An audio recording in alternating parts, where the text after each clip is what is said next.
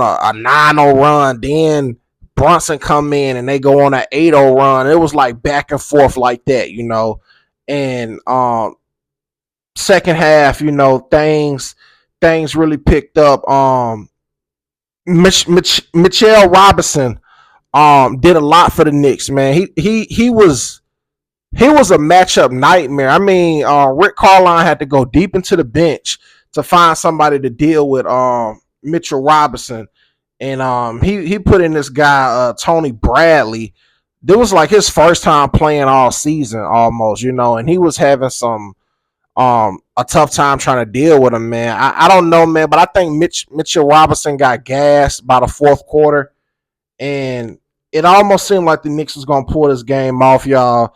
But uh Tyrese Halliburton in the first half, he didn't even have but 2 points. But I knew, and anybody that got common sense should have known, if the game was that close and he only had 2 points, that was a disaster for the Knicks because you knew he was going to get his touches and eventually he was going to get some baskets.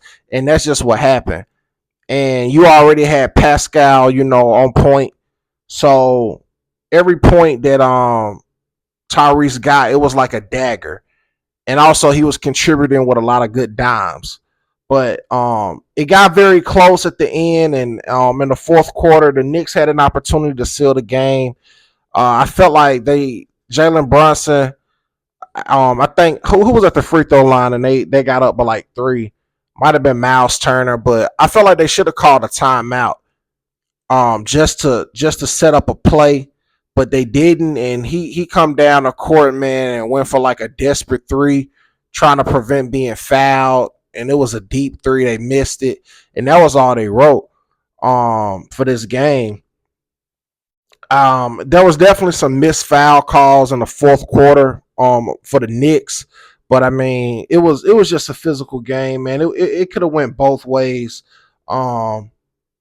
Because they were dead even with free throw attempts, 21 apiece. But it's still, when you rewatch the game, man, you'll know like just certain calls, man, that didn't go their way. But I like how they allowed them to play. I'm very concerned that if the Knicks don't win, I really feel like the Knicks have to win both games on the road because if they don't, this series is gonna end in five. I really wanted to see the series go 7 games, but sometimes, man, certain plays, man, just define a series. And I think in game one, how they gave that game up, and